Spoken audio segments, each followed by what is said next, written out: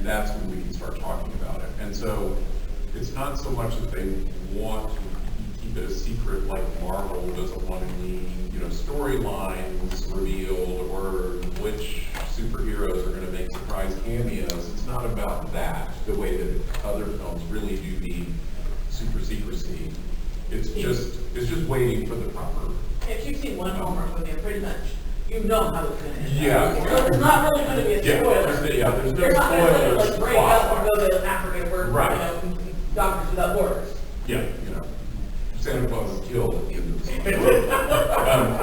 So yeah, it's really just about waiting for the right announcement. And I might as well brag, since we're talking about it. I just, on the way here, on the plane, the most recent movie I did was a thriller for Lifetime called, and we shot it under the title Trapped in Joshua Tree. It's about this girl who is stalked in Joshua Tree National Park by a park ranger who had gotten her pregnant when they were young in high school and hadn't seen each other in a while. Blah, blah, blah. Okay. Well, on the plane here, we found out what the real title is now, which is Nightmare in the Desert, which is a much better title, I think. And Lifetime is really excited about it, and they've chosen it to kick off their entire fall season. And it's going to premiere September 15th on Sunday night at 8 o'clock. So I was really thrilled to hear all that, except for the fact that we're still in post-production, and we weren't expecting to get to air that soon. So we've had to kick everything into gear to get things done a little quicker. But it's very exciting. I'm very excited about that. But that's just an example where literally I wasn't, exactly what you're talking about, is that I can't really talk about the movie yet, and now I can. Literally on the plane here on Thursday, they made the big announcement. And it was an exclusive announcement on Deadline Hollywood, which is a trade journal site.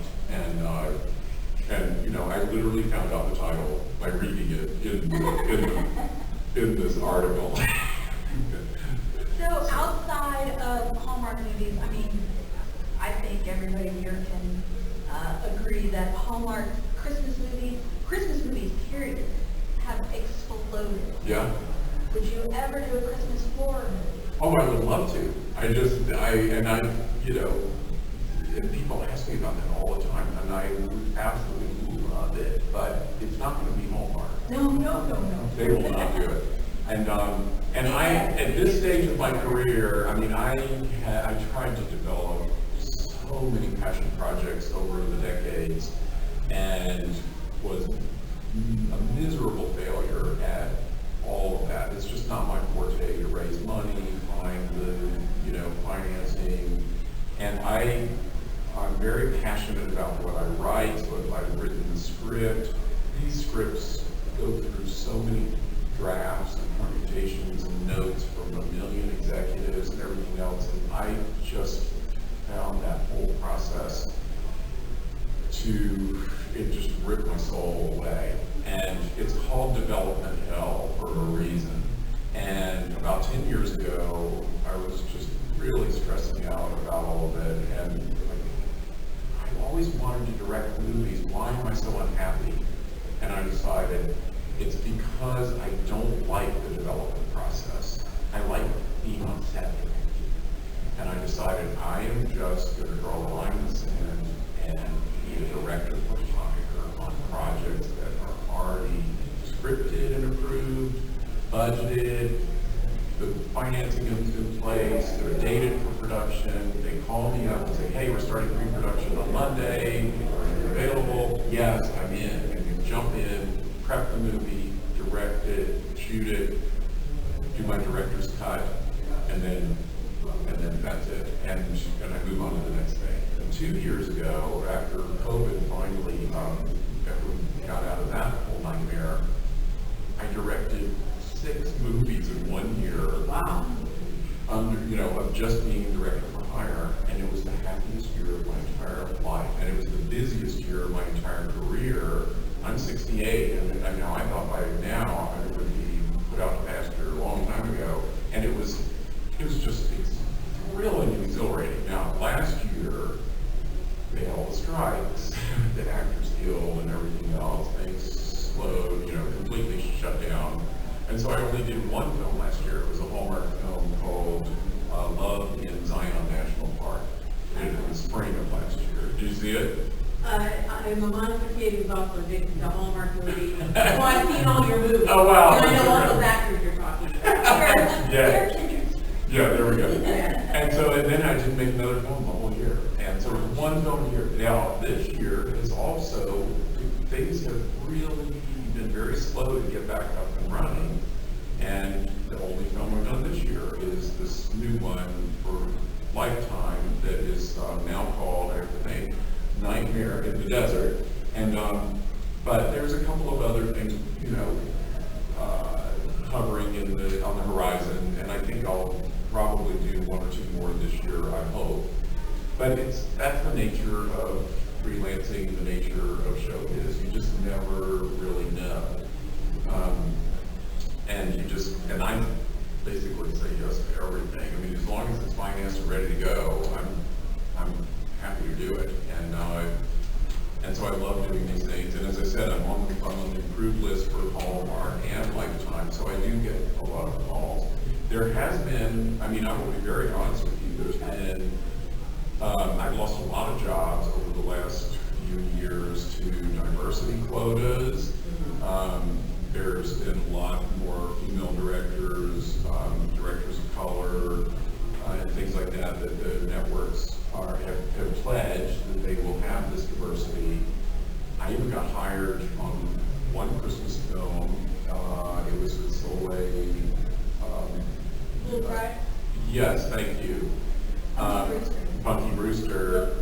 That I was hired as an associate producer to shadow the first time female director on that, to just be a security blanket and advisor, and she was, totally prepared. I didn't have to do a thing, which was great. It was a great experience, but it's hard when you're a director to be on the set and not direct. So they offered me another one like that, and I said, no. And I want to spend and also I would take myself off the market. If I got offered something in the meantime, I wouldn't be able to do it. So, that was kind of a one-time thing. But but that's also been, for better or worse, it's been a little daunting for the old white guy to continue getting as much work. And I'm all for diversity and all for that, except, my own personal bank account is being affected and all that stuff, it's like, okay. There doesn't seem to be a shortage of movies, especially with other streaming services, and now Hallmark Plus is coming out in a couple of weeks, and they're adding content on it just for Hallmark Plus people. So down the line, it's going to be cable versus streaming services. It's going to be wild. And then they have Christmas in July, where they rerun some Christmas movies, but they also started doing a few originals that premiere in the summer. And I know what I wanted to tell you. The reason, people are like, why don't they shoot these in the winter? Well, here's the reason.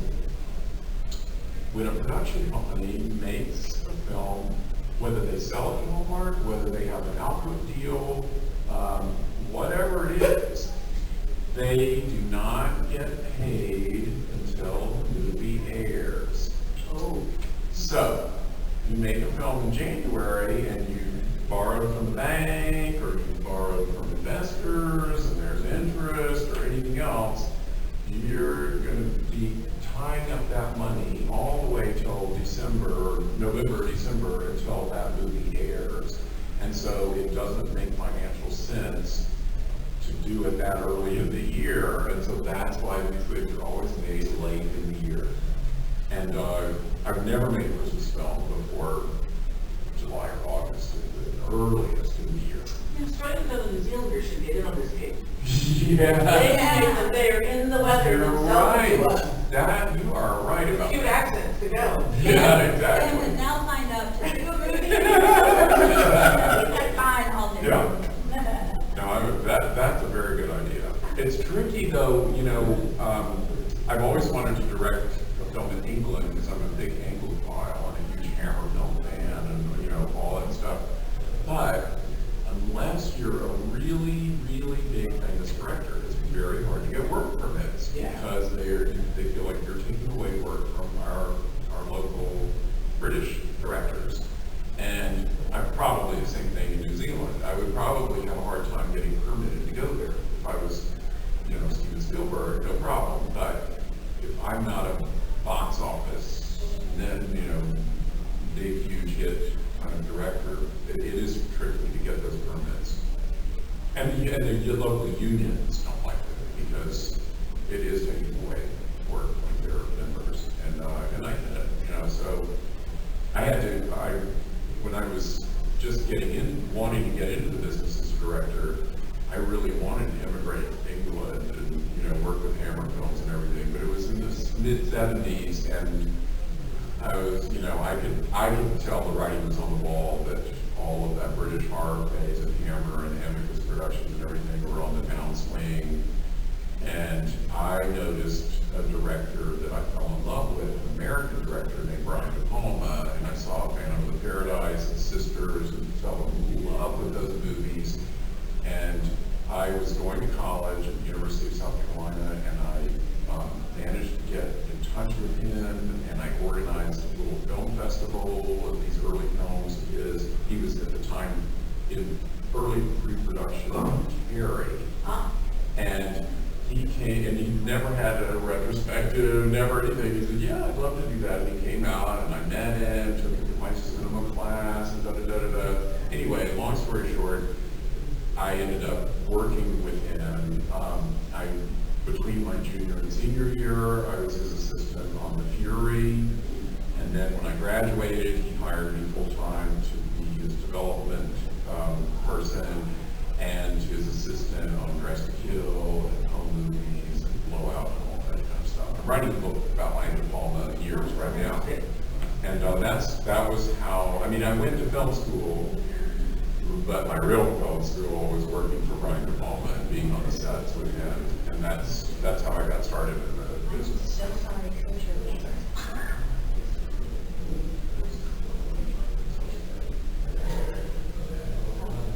He just said that we're in the wrong room. We're supposed to be talking about So that's why my phone was blowing up. I'm getting all these text messages. I'm like, I was going to open up if anybody has any questions or anything. Yes. A couple, actually. What was the name of the movie about the asteroid? Oh, it's called, good point. You had the two titles were Deadly Skies was the straight version, and the gay version was called Force of Impact.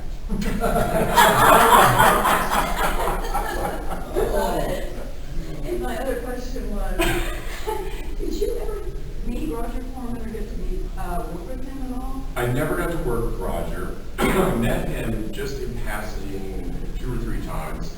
I did have a brief meeting with him, but he really wasn't, at that time in the 90s, he wasn't really producing movies. There wasn't really anything he could do for me at that point. I have always wondered if he saw my film, Elvira's on the Hills. We sent it to him, we begged him to come to various screenings, and there was always some conflict or whatever. And I don't know if he ever watched it, we just never heard. And it breaks my heart because it was a love letter to him as much as it was to Vincent Price and everything else. But yeah, I loved Rod. I loved all of his Have you read movies. his autobiography? I have, yeah. We just recently read it. Oh my gosh, it's Yeah. so fascinating. Oh, and amazing. And he started out, he gave breaks to so many incredible people. Just amazing. Yeah, he's such a legend and a real loss, but he had a good run. A very, very good I run. kept hoping that Andrew could get him to come here. I know. I was sure you were getting there. Yeah, he was. And I just kept hoping that over the years I'd be a guest at the same convention and we could hang out or a little bit, but it just unfortunately never happened. I'm really glad you wrote that book. Yes. Just amazing. Good. Any other questions? I've got a quick one, and you sort of touched on it. One of my coworkers is Linda Nashby's daughter, and he was here during COVID and the strike, trying to make movies. Yeah. And trying to work with Lifetime with a budget, like you mentioned. Yeah. And everything had to be, at this time when he was here, everything had to be non-union. At Yeah. times was mentally stressing on directors like you, Yeah. working with people. I was just wondering if you had little anecdotes of just trying to work with people who are new and trying to get something done, because some of his stuff was like killing him. Yeah. Funny as anything for somebody who's not trying to produce a movie.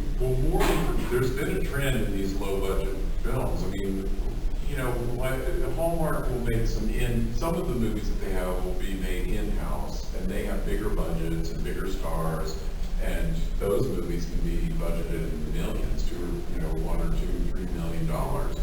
Oddly enough, when Netflix decided to get into the Christmas movie business, they did a Christmas Prince, the exact same season I was making my Christmas Prince for Lifetime. And their movie was $7 million, didn't have a name actor in it.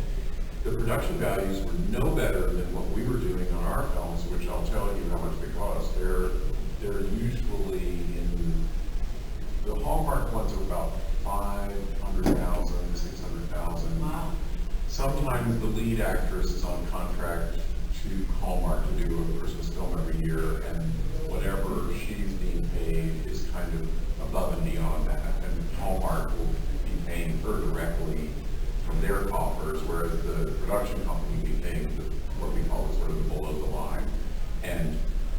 But the ones that I work on are very low budget, and the Lifetime thrillers are even lower, sometimes as low as $300,000.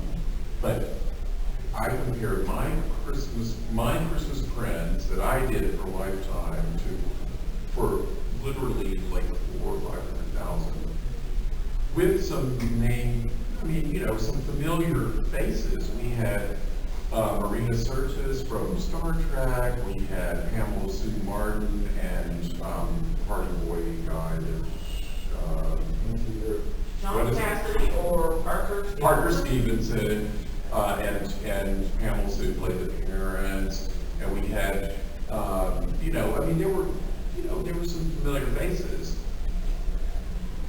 Not in the Netflix one for $7 million. You didn't know anybody. What did they spend it on then? I have no The idea. castle that they were in. I think, and I think the producers pocketed a lot of money. And I didn't even think the production values were as good as ours. It was the craziest thing.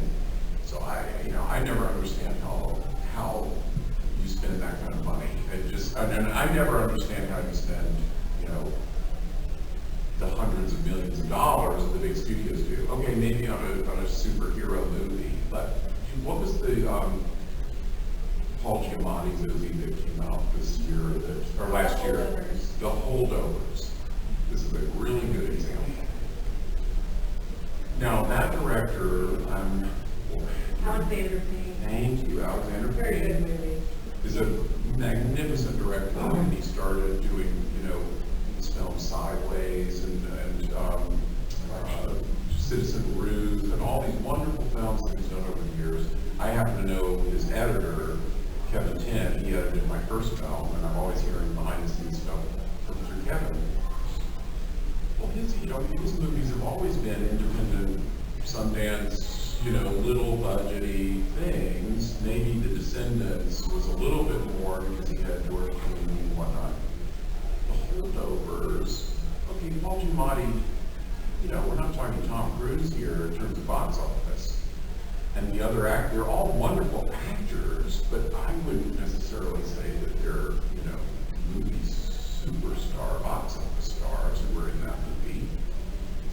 That movie cost $75 million to make. And I call it a talking heads movie.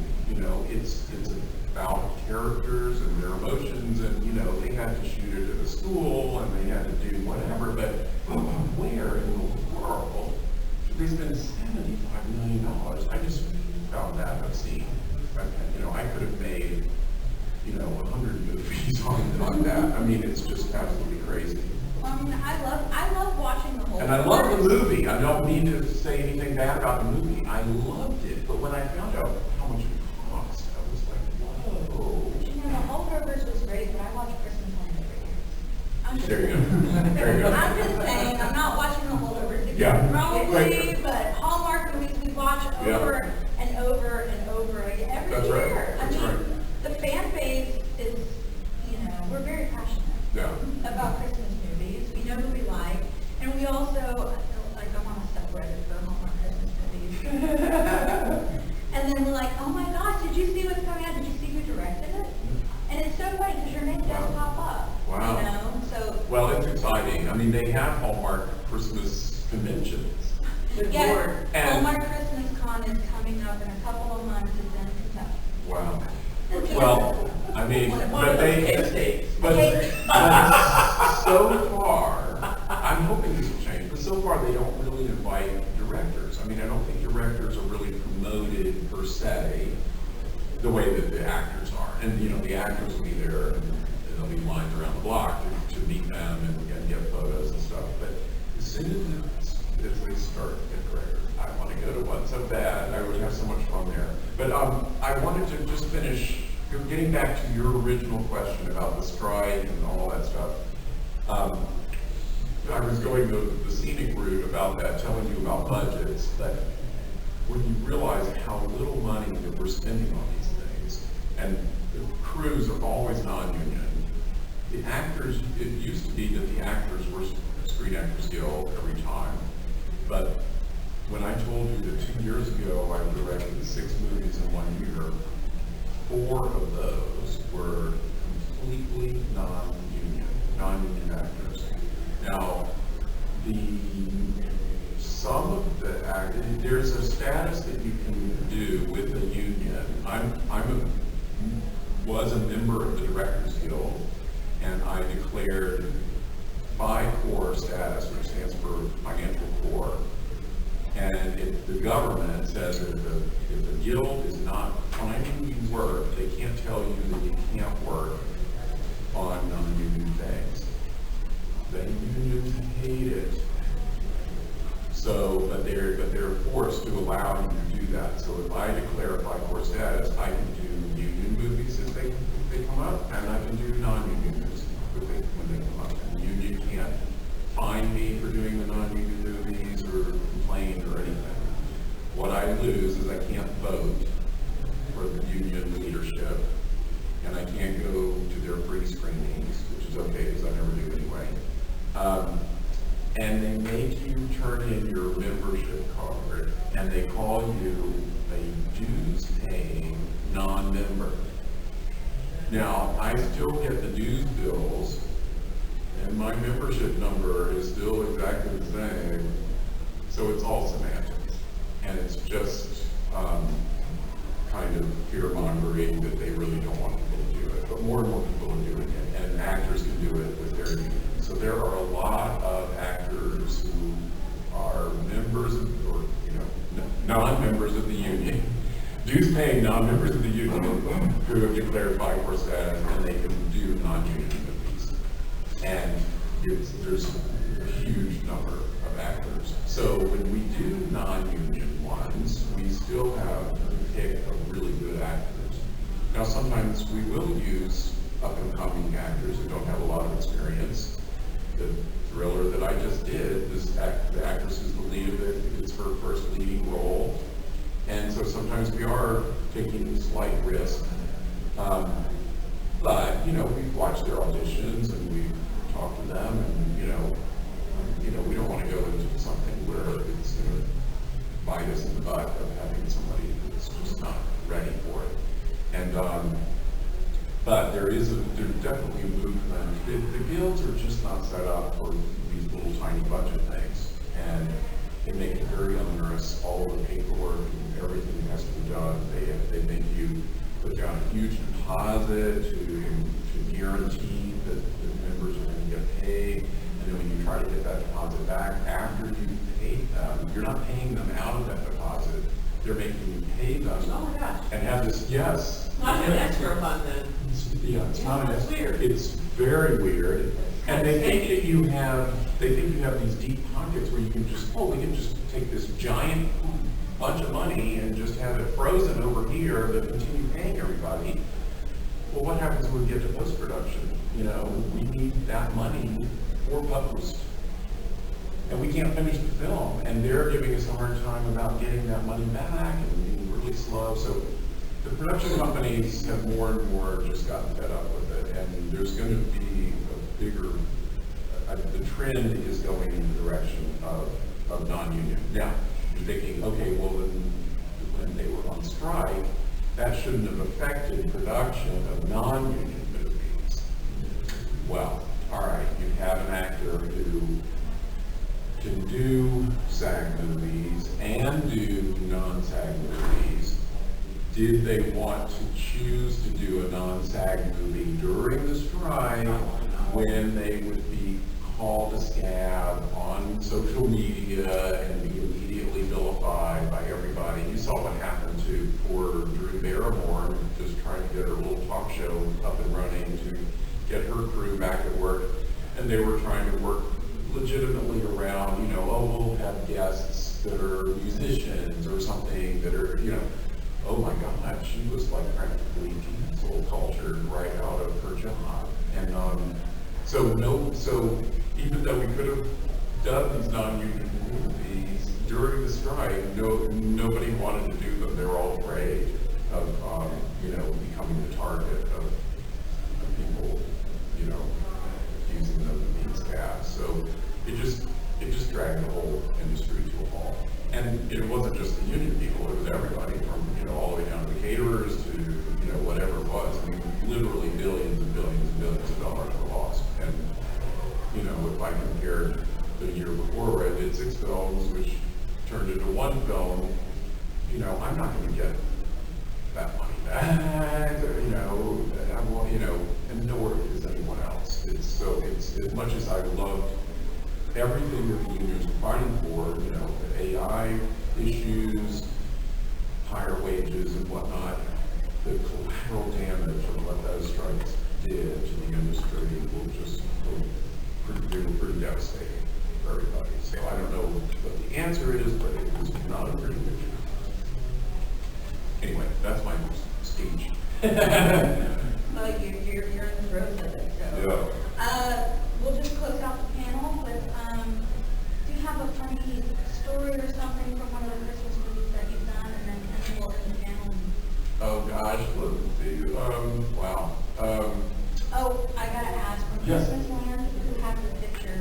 Oh, there's a portrait There's of a very big portrait. very big portrait of Maureen McCormick as this sort of, you know, Mrs. Claus character that's over the fireplace.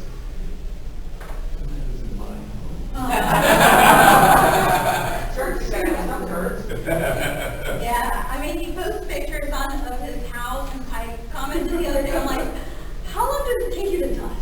Yeah, and I said, you do not want to know. Thank you so much, Sam. Oh, I love Can you it. give a round of applause? Thank you, everybody, for coming. Thank you for This is so coming much to a fun. Christmas panel. I literally thought there would be nobody here. I